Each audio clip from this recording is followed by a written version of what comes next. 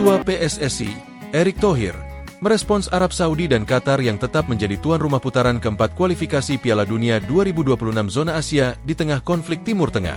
PSSI sempat berhasrat ingin menyelenggarakan putaran keempat dan mendapatkan dukungan dari Presiden RI, Prabowo Subianto, namun AFC lebih memilih Arab Saudi dan Qatar. Saya rasa kami mengajukan sangat serius. Bapak Presiden juga membuat surat khusus.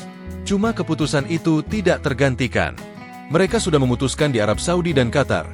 Jelas Erick Thohir di sela-sela Andre Rosiade Cup di Asiop Training Ground Sentul, Kabupaten Bogor, pada Sabtu, 28 Juni 2025. Setelah tidak terjadi perubahan tuan rumah, putaran keempat bakal menggelar pengundian di Kuala Lumpur, Malaysia, pada 17 Juli 2025. 6 negara akan dibagi ke 2 grup.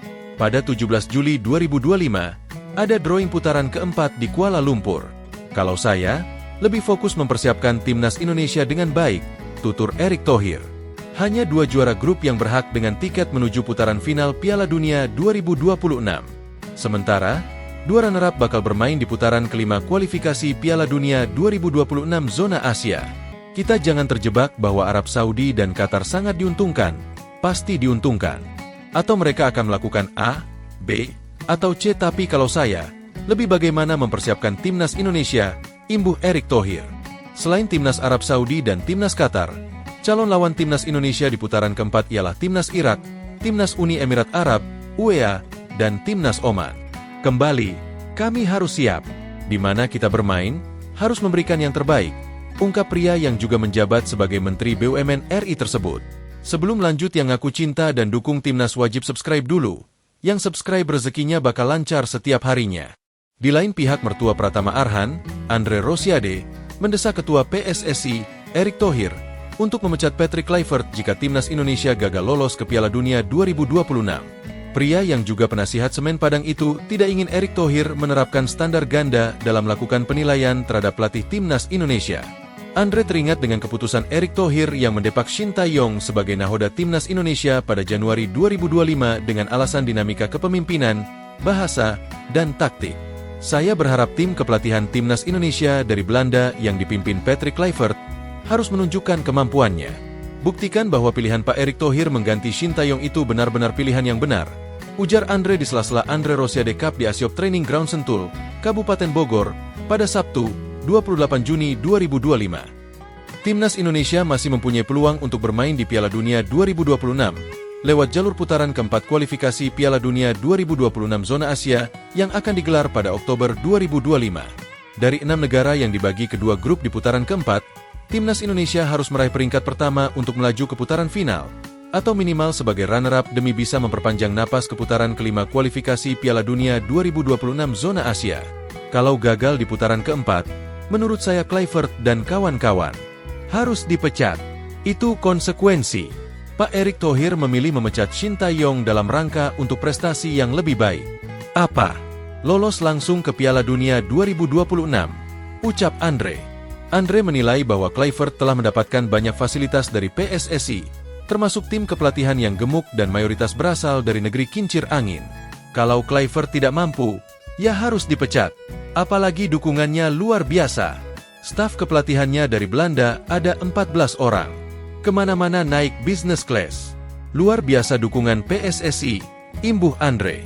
Tidak lolos ke Piala Dunia 2026, pecat.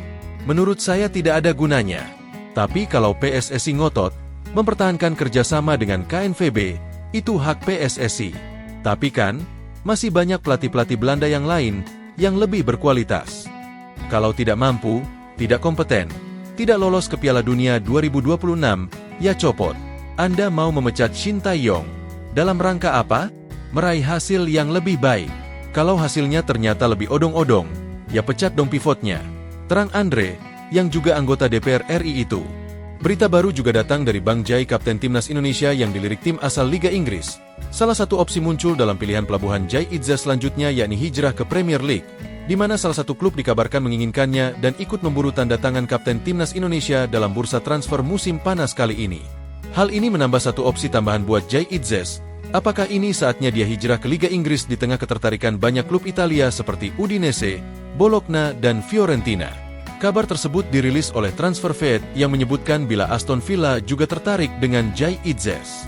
Aston Villa telah menunjukkan ketertarikan dengan Jai Itzes setelah Venezia degradasi, di mana ia ditunjuk sebagai kapten oleh Eusebio Di Francisco karena performa apiknya, tulis Transferfeed. Ia diharapkan meninggalkan klub yang degradasi dan tetap bermain di Serie A. Aston Villa bersama Genoa dan Udinese menjadi klub yang menanyakan ketersediaan bek setinggi 190 cm tersebut. Tambahnya, meski Udinese telah menawar 5 hingga 6 juta euro, nilai Jai Itzes dipercaya bisa lebih tinggi melihat konsistensinya bersama Venezia di kasta tertinggi. Jai Itzes sendiri masih terikat kontrak hingga 2027 bersama Venezia FC, sehingga memang klub-klub yang menginginkannya perlu membayar harga transfernya. Di sisi lain, Aston Villa memang sedang memburu bek tengah anyar di bursa transfer kali ini. Media-media Italia tidak menyebut Jai Itzes sebagai kandidat, melainkan John Lucumi dari Bologna berdasarkan laporan Corriere dello Sport. Sebelumnya juara Liga Champions 1981 hingga 1982 itu juga dikabarkan tertarik dengan bek Udinese Jaka Bijol. Tapi sang pemain keburu dicomot oleh Leeds United, yang menyebabkan Villa berganti target. OneFootball mengabarkan jika Unai Emery juga tertarik mendatangkan bek Sevilla, Loic Bade. Sementara itu, peminat serius Jai Itzes dipercaya masih Udinese yang kehilangan Jaka Bijol ke Leeds United. Media Italia, Messaggero Veneto melaporkan mereka siap merogoh kocek sebesar 6 juta euro untuk mendaratkan kapten timnas Indonesia tersebut. Untuk pengganti Bijol, manajemen Udinese sudah punya ide yang cukup jelas, yakni mengincar Jai Itzes, pemain asal Indonesia berusia 25 tahun dari Venezia, tulis media tersebut. Jai sendiri sejatinya masih memiliki kontrak 2 tahun di klub tersebut, dengan nilai transfer sekitar 6 juta euro. Saingan terberat datang dari Bologna dan Fiorentina, tambahnya. Jadi bagaimana pendapat kalian, sampaikan di komentar, dan jangan lupa subscribe channel ini. Terima kasih banyak.